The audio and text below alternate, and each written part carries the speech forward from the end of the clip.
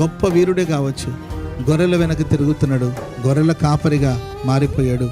ఒకవైపున భయం, ఒకవైపున అవమానం, ఒకవైపున సిగ్గు, ఇంత బ్రతికి నా జీవితం ఇలా మారిపోయింది ఏంటని కలవరపడుతూ ఉన్నప్పుడు ఓ పొద నడిమిలో నుండి దేవుడు మోషేకు ప్రత్యక్షమయ్యాడు. చెప్పండి కూడా అందరూ గట్టిగా గట్టి గట్టి గట్టి గట్టిగా హల్లెలూయా. ఈ రాత్రి ఏదో ఒక అవమానం, ఏదో భయం మిమ్మల్ని వెంటాడుతుందేమో, భయంతో కలవరంతో ఒకవేళ మీరు బ్రతుకుతున్నారేమో.